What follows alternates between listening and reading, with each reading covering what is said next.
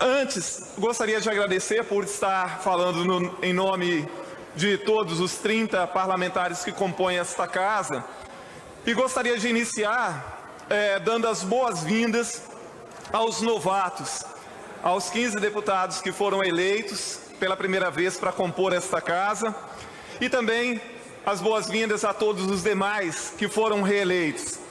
Nós vivemos um momento extremamente complicado da nação brasileira, talvez um dos mais complicados momentos que esse país já atravessou. E, para além da questão da crise econômica, que graças a esse país, nós atravessamos uma crise de desconfiança imensa nos políticos, na política e em todas as instituições. Isso representa um grande risco para uma democracia, sobretudo uma democracia tão jovem quanto a democracia brasileira. Eu acabei de ler um livro de um filósofo espanhol chamado Daniel Innerarity, que se chama Políticas em Tempos de Indignação, em que ele faz uma reflexão de por que, não só no Brasil, mas em escala global, as pessoas estão tão descrentes dos políticos e da política.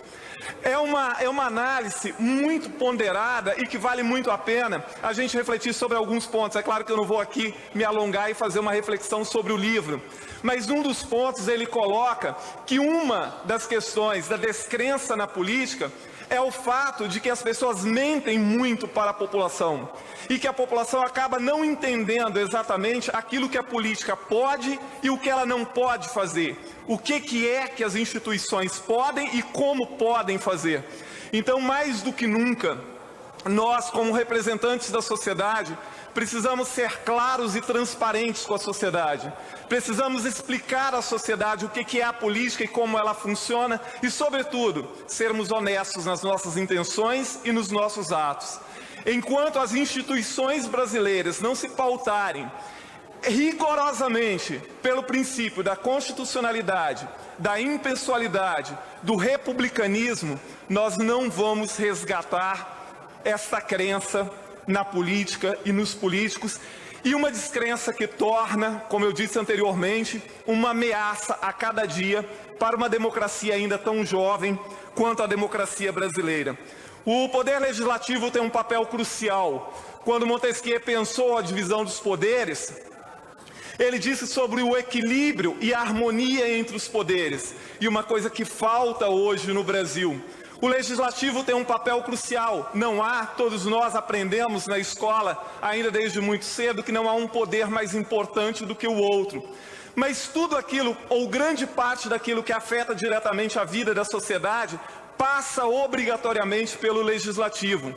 Portanto, cumpre a nós, que somos legítimos representantes da sociedade, agirmos com total responsabilidade e pautarmos exclusivamente pela constitucionalidade e pelos interesses da sociedade. Nós vivemos uma complexidade tão grande, onde há uma falta de entendimento o que é direita e o que é esquerda, efetivamente. Hoje, no Brasil, uma crítica é sempre entendida como torcer contra, quando uma democracia brasileira, uma democracia verdadeira, ela tem que conviver com as diferenças, ela tem que conviver com ideologias, pensamentos e projetos diferentes. A sociedade, ao longo da sua história, ela evoluiu pela contradição. Ela não evoluiu porque as pessoas sempre pensaram igual e fizeram sempre as mesmas coisas. Se assim fosse, nós estaríamos morando nas árvores até hoje. Então a contradição, o contraditório, ele é sim fundamental e precisa ser respeitado mais do que nunca.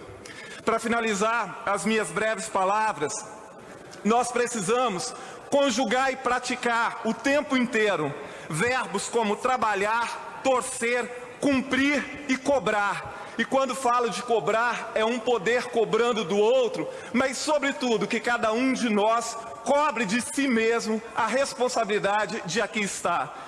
Que todos sejam bem-vindos, que todos tenham a plena consciência do cargo que assumem nesse momento. Ao governador que vai enfrentar e já está enfrentando dificuldades imensas, porque a dificuldade é generalizada em todo o país, nós estamos aqui para contribuir com isso, mas nunca esquecendo o princípio da constitucionalidade sobre qualquer ato que aqui praticarmos. Muito obrigado a todos e tenhamos um bom dia, um bom ano e um bom mandato.